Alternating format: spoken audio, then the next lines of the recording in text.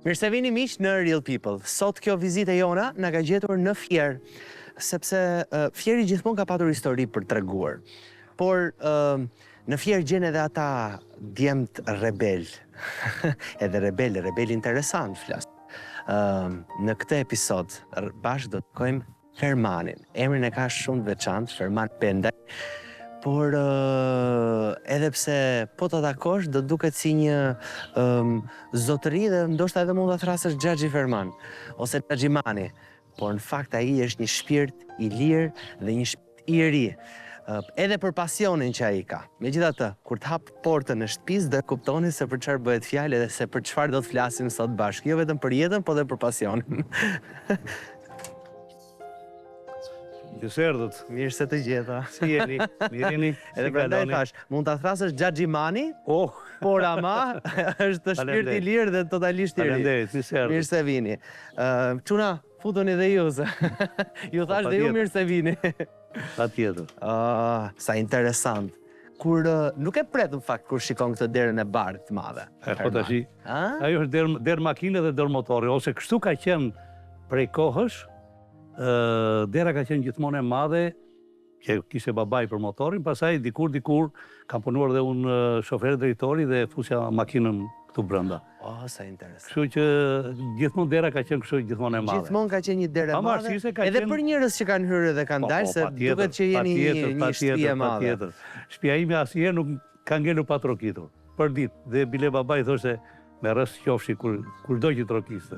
Si me rës? Me rës qofshi. Domethënë, çfarë rës ku të keni, shtëpia është shumë e veçantë. Shumë e veçantë. Babai ka qenë fierak? Jo, ne me origjinë jemi nga Mallakastra, me origjinë. Po babai ka qenë oficer dhe ka qenë në Vlorë. Në Vlorë, po. Pastaj nga Vlora u lirua dhe u stabilizua këtu në Fier. Dhe qysh atëherë nuk kemi lëvizur më nga Fieri. E ke dashur Fierin? Pse jo? Në fakt se mos ke provuar ndonjë tjetër. Jo, me thënë drejtën, jo. Po të paktën unë këtu kam lidhur, në këtë shtëpi që shikoni juve.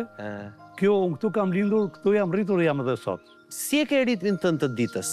Dua ta di pak, se kështu dukesh shumë energjik, shumë i brutshëm, shumë. Ç'të them? Ja edhe. Shiko, nuk mungon stendi. Është vërtet. Ritmi ditës. Ti tani je pensionist? Jo, tani për një muaj dal në pension. Për një muaj dal në pension. Por megjithatë kam kaluar goxha kohë se shumë vite kam punuar dhe me kamion, me maune kam punuar Italinë, Greqinë, Maqedoninë. Edhe me transport, kam punuar, po bëj gati 10 vjet që nuk kam hipur më në trailer. Tani edhe vetë mosha e djeta me radhë, por tani merrem me riparimin e fabrikave të vajit. Interesant. Jam mekanik. Dhe sjell fabrika nga Italia, i montoj, i mbaj me rimonte, pjesë këmbimi, gjitha me radhë. Po ti s'do dilke në pension? Kurse, jo, pensionin mua që si më duket fjala pension. Po, për prandaj, po. Ashtu të. Kështu që gjithmonë kohën e lirë e shfrytëzoj sidomos me motorat. Se tani është e periudha për shkak që unë nuk punoj me fabrikat e vajit. Dhe ngrihem që në mëngjes i them, dale çfarë do t'i bëj këtij sot, çfarë do i bëj këtij. Edhe bile po të them dhe para një jave ose 4 ditësh kam përfunduar veshjen e tapicerisë. Veshjen e këtij? Veshjen e tapicerisë brendshme të koshit. Të dy motorave, se so kisha arritur domethënë përfundimin e tapicerisë. Kështu që çdo ditë po thuaj se merrem me diçka. Tani këta janë djemtë tu. Jo, këta mund t'i quaj baballarët. Baballarët. Unë jam djali këtyre. Djali këtyre. Përderisa ka pas babaim këtë. Dhe babaim ishte shumë i ri kur e mori këtë, mendo ti që unë tash t'jem edhe nipi këtija. Pra sa i bie si vjetërsi Ferman që t'jen këto? Shiko, faktikisht, si vit prodhimi këta janë prodhuar me ç'di unë, mos ma merr shumë për bazë, janë prodhuar gati aty te vitet 37-38. Dhe pastaj u përdorën në luftën e dytë botërore. Shiko, po jo dhe shumë vite i bie 100 vjeçar. Ja, tash s'mund të them, po unë di këtë që baba ime ka marrë në 60-ën, po historiku ka qenë kjo që rusi mbas lufte i fali Shqipërisë disa motora X, nuk e di se sa, i përdori ushtria jonë gjatë kohës deri nga vitet 60, pastaj se seleksionuan ca e ca dhe i nxorën në shitje me kile. Dhe një ndërta ishte dhe babai që mori një të tillë. E kështu që ky motor ngeli qysh atëre. Baba im ishte shumë i apasionuar pas triciklit, se njifte mirë që kur kishte qenë oficer. Kështu që ky motor ngeli qysh atëre. Ua, interesant. Edhe baba im nuk e lëshon dhe këtë, po thuaj se edhe kur kthehej nga puna do t'i bënte një riparim të vogël, se do ta kishte të nesmen për në punë do ta kishte gati. Pse ke lyer jeshil? Ky ushtarakesh. Kur i ke hyrë motorit i mani për herë të parë? Shiko, do të tregoj dhe një gjë të bukur, po është familisa ajo. Babai gjithmonë më mbante këtu në Serbrator. Edhe kur shkon aty, babai ngiste motorin, mua më mbante aty. Dhe kur shkonin në plazh, mund kem qenë aty tek 10 vjeç, më bënte xhiro babai tek Rera në Sema, që ka qenë gabinat e plazhit atje. Më bënte xhiro atje në atë fushën atje, më është parë, po nga që kisha shumë qef, i ka marrë babait motorin, babai ishte në një mbledhje. Edhe e ke marrë fshehur aty? Fshehur aty. Babai kishte në motorin këtu, se ishte në mbledhje, do kthehesh dhe kishte për punë pastaj. Unë me gjithë janë xhaxhajt jemi moshatar, me 2 muaj diferencë me njëri tjetrin. Edhe i them bashi do marrim motorin, bëjmë një xhiro. Jo, thaj se na vret xhaxhi. Hajde thash. Mirë, po këta çelsat janë palë quhen këta dhe janë kështu vetëm thjesht të drejtë. Dhe unë marr një gozhd dhe edhe aty dhe... Pavarësisht që ti s'kishe qelës jo, sa jove? Jo, qelësi sa jo, se shumë i thjesht. Shumë i thjesht, po e kuptoj. Është tamam si gozhd. Tri i që lart, është shumë i drejtë. Qartë. Po të marrë që gozhd të trash, ajo bën kontaktin aty dhe...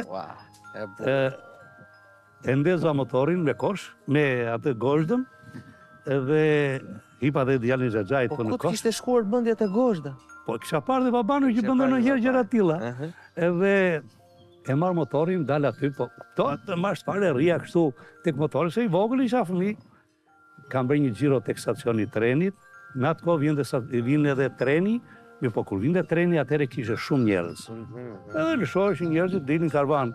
Unë e pash që erdhi treni, po edhe një qik me frikë se kishte shumë njerëz, edhe i dal gas motori dhe erdha futa këtu në shtëpi. Kur vjen babai për të marrë motorin, motori ishte i ngrohtë. Unë e pash baban dhe ika, kisha frikë, do më bëj ndonjë gjë. Edhe ishte djali xhaxhaj dhe ai nuk lëvizi, tha. Po motorin tha kush e ka lëvizur? Mani tha ai. Mani lëvizi. Direkt nxori, direkt të zbuloj, Të tha gjë? Nuk më kapi. A, nuk të kapi. Mori motorin, më iku në punë, pas e ku erdhi në darkë më foli, më tha, bëhet aksidenti, bëhet kjo. Dhe më thënë, këto gjëra i bën fëmija kur i merr pa leje babaj. Po mirë tani. Mjetin. Ti ta ka marrë ndonjëherë fëmijët motorin pa leje? Shiko, jo, unë nuk kam, gjithmonë nuk kam dhënë dhe gjithmonë e kam mbajtur afër, sidomos djalin e madh që mbante babai im. Babai im mësoi edhe atë, se ishte i vogël e mbante në kosh. Pastaj filloi të bënte edhe ati praktikë siç më ka bërë mua dikur. Ja mësoj edhe ati. Po, Bledi e ngjet shumë mirë motorin. Ti ke 2 fëmijë? 2 djem. 2 djem. Bledi është këtu në Tiranë.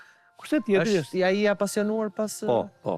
Po tjetri? Tjetri është në Australi. Në Australi? Në Australi. U sa larg. Babai e la amanet që ky motor do t'i vej Bledit. Do t'i vej djalit të madh. Djalit të madh. Ka që e mbajti vetë në kosh motorit dhe e praktikoi goxha atë. Sa vjeç vdiq babai? Babai ka vdekur 70 vjeç. 70 vjeç, sa vite u bë tani që nga? Po bën gati 22-3 vjet. Qartë. Po. E kuptoj.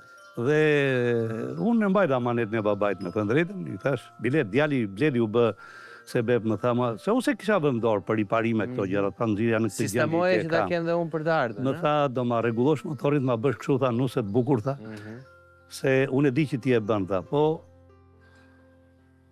thash unë ku do gjejmë pjesët, do t'i gjej unë të gjitha, më tha, e u hyri në internet, i gjeti të gjitha me disqe, me goma të reja, me çfarë është e vështirë gjesh pjesë të motorave re? Tani jo, kurse atëherë ne kemi vojtur shumë. Kemi vojtur jashtë mase. Po si ja bëje ti për pjesët? Me ta ndruar këtë gjordi, dhe më thënë e mernim, e saldonim, atëherë s'kisha asnjë troko që ta ajustoje, po me lim. Ç'të të them, gomat i mbanim, po thuaj se edhe ato me manikota i thoshim ne atëherë. Domethënë kur çaj goma i vinim një diçka brenda që të shtyej sa të shtyej. Domethënë aq keq ka qenë për pjesë këmbimi. Ka qenë e vështirë. Pjesët origjinale të motorit për shembull, që ka qenë i pajisur në kohën e luftës, ka qenë një lopat gjenjere, ka qenë një spat, po jo aty siç e kam vënë unë aty, se unë kam vënë një spat. Po kjo spat është e kohës tanishme, që është edhe çekande spat edhe kështu lev për të rrequr gozhda, po. Po. Kuptohet, edhe këtë fiksen e zjarrit e kam shtuar unë. E ke shtuar? E kam shtuar, nuk e ka pas. Nuk e ka patur? Jo, në të vërtet, ky motor ka pasur 2 kaseta, Po. një këtej dhe një këteja. Po, që kanë qenë si gjepa, mbajmë në përfilmon. Ka qenë kaseta e fishekve. Gjerdani i fishekve, dhe këtu ka pasur një tubo, këtu, që vihesh mitrolozi. Dhe ushtari që ishte këtu në kosh...